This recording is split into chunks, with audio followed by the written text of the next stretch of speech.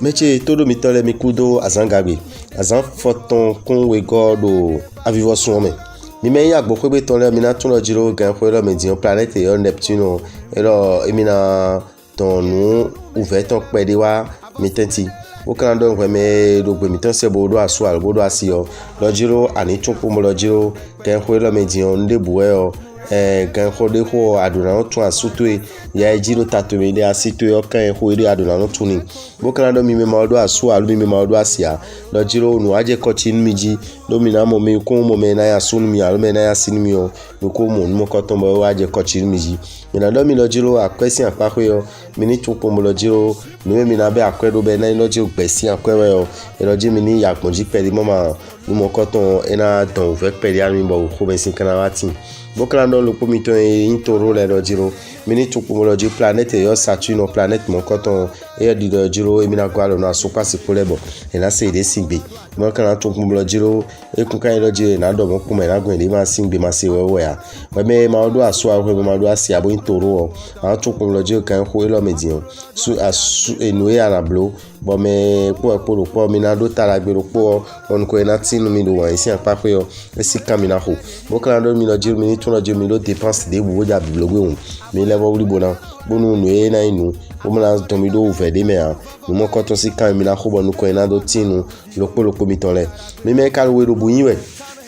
mi na do mi lo jiro planète de wo kun le jimbo ja over de na donu asupa si polegbe o bo kan lo lopo mi ton lo jiro mi ni tun lo jiro kan ko lo medin o ni azosin apako yo mi amodo jiro ndero finebolo gedo o mi ni te pobo ya badon mo ko ton we me ma ka ru asu alo we me ma ru asia mi na do ni kum lo jiro nu kege na tin no na don ero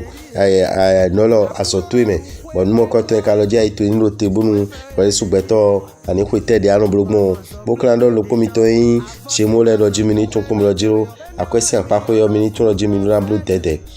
dede biblo planète yo Neptune planète mo ko ton ero jimi na gwa lo mi na pe nu kumi o bon no ba mi de yo mina mo yi dandan we no po mi ton le mi kan do mi lo jiro akwesi apako azosi apako yo mi ni tun kum lo jimi do na evan kan o mo na wu do na zo mi ton we me ka lo kan seyin we mi na do ni lo jiro ani tun lo gan ko lo mi di o ni dagbe e o nu yen dagbe nu wa dagbe o nu mo ko ton e na ba jono mi bo kan do lo po mi ton le lo jiro mi ni tun lo jiro kan ko lo mi di o me mi na mo be na yin wa bo mi na yin wa me mo ko ton e ko kan me le be o tun pon o e na mo me o tro lo bana je wa ni ja so ko nu mo ko ton e na tin lo so sin asan na ho me bo kan le bo do lo po mi ton le lo jiro mi me cancel le lo jiro mi ni tun ko lo jiro kan ko lo mi di o de mi na blogo mo ki ko wa jije na tin mo e kondo po na tin mi o mi ni ko kan ton bonu ni mi ton le keke na yin wa mi me ka lo kinikini we be ni o le o mi na do mi lo jiro mi ni te kombonu mi ni se mi le singbe asupa si poko lo mi le ne o kan do lo ko mi ton lo jiro mi ni tun gan ko lo mi di on ndebo mi ga bi blogbe be na nu we na so ta lo e bla inu bla ho nu nu mo ko ton mi do la de e ha mo ko ton ton bo kan do we me ma do aso alo we me ma do asia bo kini kini we do jiro ani tun lo jiro ta dagbe ona ba jono we ta dagbe o kan do jono ba me e na tun lo jiro nu keke e no mo gbode o yo si apako yo mi na do mi lo je over pede na tinu ni me kini le ko kan over de bona do mi yi feeling ni o mali metro lo mi na le mo solution mo ko ton bo lo polo mi ton mi na mo ala jije bo kan do nu mi me lo vierge ni ele lo jiro mi ni tro jiro planète Pluton planète mo ko ton we pachero akwesi apako planète ni o ka lo do jiro mi ni te ko mbonu nu na yin nu jonu bo mi na le bo asoro te o e na tite do mo ko ton o remero no sa vierge yin we din mi na do ni kum lo jiro ani tun lo jiro kan ko lo me bio nu ni kele e wa yin da ko bo kan no lo je akwesi apako yo de bude be an be akwedo ani tun kum lo jiro no ni winu bo ko yin ma ko mo dona mama o fe o e kun na yin dagbe nu mi me ro pe mi ton si we din le o mi me ka lo balance yin we bo mi rodo nu dagan mi na do mi lo je mi ni tun lo jiro planète Venus so e le wa ko ha mi no go lo na super sipole bo kan lo ko mi ton le lo jiro mi ni tun ko lo je de mi na blogmo bon nous ouvert mi temps là mina modona bona semile sin be bona semile sin wanyo esi kan mina ho wa me maka do aso alo me ma do asia planète yo ma so planète mon coton e di do jo mini to kum lo jiro kan ho ni o me on debude bona inu bona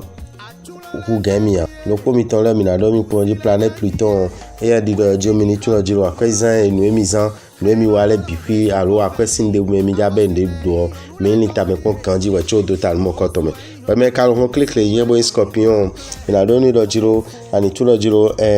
me gigina ti bon to na che tonji tra la meria kanando jide do e wene Poisson pour Sagittaire po do atu eni ole me o me po na semile simbe kan ko lo me dione bo kan lo ko mi ton le lo jiro mi ni tun lo jira kwesi apa ko yo de na blogmo bon nous mona ouvert des bouts mona se pomia esi nous techichi eminati bo kan do mi lo jiro akwebe ro de bu me o ni mo koton eru na inu bon mi be de me jan mi lo na mo le ton na le wo yin di to azon pa azon ko no ma no kekirati mi na be akwede me do apo ka consona imi ton o me ka Sagittaire yin yo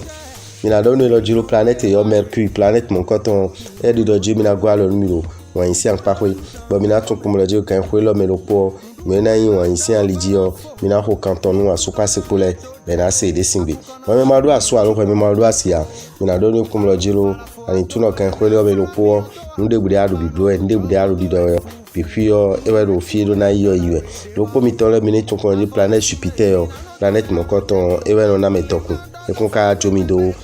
mi tuno je Bélier sin ko gbe planète mon coton e bio e kan wa dagbe mi me yin e Sagittaire mi me yin nolo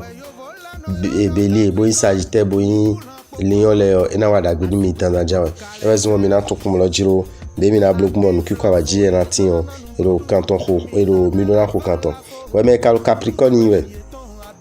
mi na do ni lo jiro ani tuno kan ho lo me din o so passe pole o me de jodo ho ko ben sin mo na jo me de do aro na no kuchen ha me de o ero ji mi ni te kombo so wa lo mo coton dai bo wuli bonu mi de we me ma do aso alo ko me ma do asia mi na do ni ko lo jiro ani tuno kan ho lo me bifio nde bude anaze alo nde bude ana wa mon coton et qu'on quand nous na tomedo nous vomeze dépense que biblo on menite communauté pense et ni depo wa me reverso inwe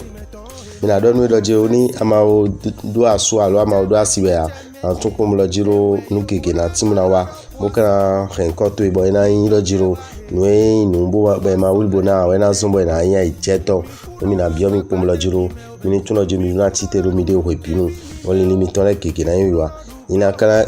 wiwa mesu beto na wanu bokla don lo komiton lo jimini tuno nwe nu mbo mina 0 ta on ko ina do tin lo komiton le o esin afo we mi donade bokla don we me Poisson lo gbe mi to si lo jiro ali tuno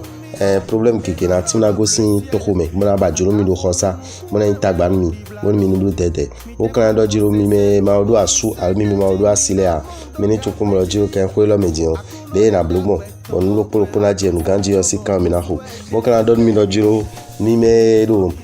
Poisson yiwe akwesi apako yo mi ni to ko mo lo jiro de mi na blogmo mo ko na tin yo e si kan mi na ho mo kan bo don lo ko mi ton lo jiro mi ni te ko mo nu de bo e do bible de bo e mi lo e canton ho yo mi ni to lo jiro akwedo na je akweji tanda mo nu ko na do tin mi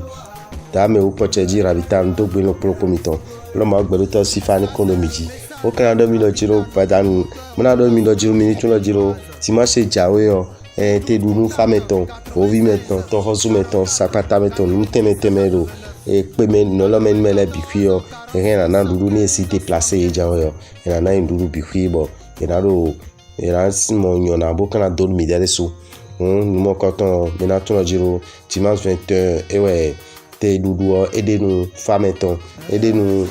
fa legba meton edenu nu teme ko se o tun je ho eton edu kuna no zo ni mi wo te dudu o mi na pe wa be na duni me lo po chakiwe adade ewe chakiwe bon tanton 2200 ewe na hen ma si blon mo coton e na cheno pour comiton on a domino numéro e na ilo dame ou de ma se beton 80 16 44 90 89 94 46 15 75